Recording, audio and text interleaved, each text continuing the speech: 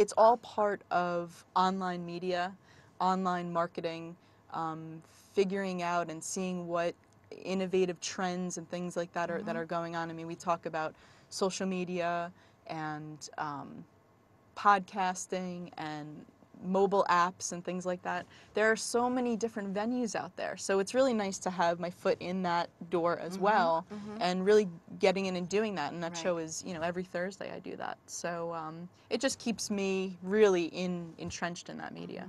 So when you talk about holistic health and wellness, do you bring any of the philosophy to Liquid Site Designs from holistic perspectives, but in a general way, what your mission is?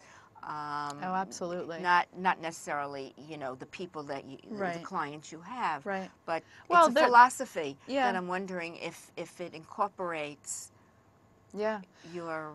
Not only, it's an interesting question. I don't know if I ever thought about it before, but yeah, we actually do have an overlap because some of our clients are in the health and wellness fields. Okay. So, and I think that just the undertone of Liquisite is very much a, you know, do good company. We have a pro bono promo that we do every single year where we do a complete branding and website, custom website from A to Z for one organization across the U.S. And we have a whole contest and during holiday time. And so we're just finishing up one with this organization in Middle Tennessee called Partners in Wellness. So that website will be launching soon. Interesting. But yeah, I think there is sort of a crossover, and I think it's because the reason why I created the other company initially was the other company meaning the holistic health company was really sort of to bridge my personal passion for holistic health with my expertise in online marketing and website development. So I absolutely think that there's an undertone in the culture at Liquisite, you know, because it is a culture. I mean, it's very sort of anti-corporate America, you know, but we realize that, you know, small businesses, medium-sized businesses, even larger corporations, they need to be using certain tools that are available in order to build this community that I keep talking about, building community around a brand. If you're not engaging talk a little bit about that community around the brand. Sure. We had a chance to talk a little bit about it at dinner, and I'm trying to, you know, think, okay, but maybe you can go into it a little bit more. Sure. And talk a little bit about that. I'm sure people would like to know if they have their own company, if they have a brand, if they're looking to promote and market themselves. Right. So the big thing, you know, a year ago, 2 years ago, however long ago, was I have to have a Twitter account, I have to have a Facebook fan page, I have to have a LinkedIn account, and a blog. What do I do with all these? It's a conversation you and I had. What do I do with all of them? They seem overwhelming. My words. You know, how, right. You know, I'm not making up a story. These are your actual words. Right. So, you know, what do I do with all these things and how much time do I have to allocate? So the answer used to be, well, you've got to post to Twitter 3 times a day and Facebook, you know, at least once a day, and LinkedIn, you should always be, you know, communicating with people and giving recommendations and all these things. That's all well and good. But here's the real answer. Please. The real answer is if you're not using these mediums, these vehicles is what they are, to engage with your audience, which is really your potential clients, target audience, community, your prospective leads. If you're not engaging with them, you know, commenting on a blog back and forth, proposing a question on your Facebook fan page, joining a LinkedIn group and contributing something, not selling your services. And I think that's the biggest mistake that people make. You know, it's not about selling your services, it's about what value can you add. And once people see that you're adding value, they realize that this may be something that I want to pursue further. And you can take that conversation offline at that point. but you know, the people that are on Twitter and just constantly, you know, here's your Twittering 10% away off, at, and yeah. you know, use me, here's my website, here's my blog, and there's no interaction. It's like, and this is an analogy that I use often, it's like going into a store and you know the sales rep comes over and says, hi, what can I get you today? What size are you? Can I show you these pants in brown and a size 2? No, thank you. When I'm ready, I'll come ask for your help. And that's the whole philosophy. I mean, if you don't want to be bombarded when you walk into a store, why would you want to be bombarded in that same way online, right? So I think if we just use that common sense and apply it to these vehicles, I think we would see a tremendous amount of traction, you know? Yeah. And I think it's all about authenticity. I think we've lost authenticity, you know? Yeah, and as coaches, of course, that's one of the things that we always try to get back to is authenticity. Right. Actually, Kelly and I had a great conversation at dinner, but also Kelly has done work on my site. Right. She, I did engage her to do a lot of my search engine optimization, and we redid some of my homepage, and she set up my my Facebook fan page, and so we were talking about what do we do here? What do I do? And she gave me some really great advice, again, about when I post something on my fan page to then make a comment, ask a question, get engaged with the community that is already part of my fan page. Right. LinkedIn, perhaps do the same thing, or join some groups and ask questions on it. Or answer them. Yeah, or answer them as well. But I think the thing that I mentioned to you, it's overwhelming. It's, you know, when you're trying to do work, when you're trying to be out networking, when you're trying to do marketing, and then you have this whole other animal, which doesn't come so naturally to someone like me. You know, it takes a little time and effort. Right. You know, you kind of say, oh my God, it's overwhelming. I'm going to kind of, okay, I'm putting that to the side. Right. Well, I mean, the things, two things that you mentioned, I just want to touch on quickly.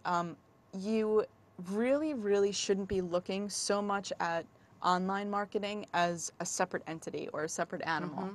They should really be part of a holistic approach, right, to your marketing initiatives.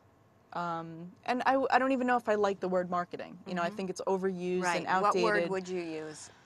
Do you have another word that comes to mind? I would just say, you know, engaging with prospects. Okay. You know, it's not as short and sweet, but it's more relevant. Okay. It's something that is definitely going to maximize your ROI, your return on investment, much more so than, you know, some of these other things that we're talking about. The other thing is, I understand that it's overwhelming, and you know, what you're saying is no different than what a lot of people are probably saying right now. You know, it seems overwhelming. I've got emails to answer, and I've got meetings to attend, and how do I make time for all these things? Right, and actually do your work. Right. So what I would say is develop a plan, right? So if you're going to be online, I'll tell the audience because they could probably benefit as well. Absolutely. So if you're going to be online for, let's say, I mean, some people are, you know, kind of beholden to their Blackberries and their laptops, me included. But you know, if you're going to be online, set aside 15 minutes in the morning, 15 minutes maybe on your lunch break, and 15 minutes before you leave. You know, so if you could set aside 45 minutes a day, I know that sounds like a lot, but if you break it up in that way, and maybe let's call it 5 minutes. So, you know, sometimes, some days it's going to be a little bit lighter. It doesn't always have to be so strict and so regimented.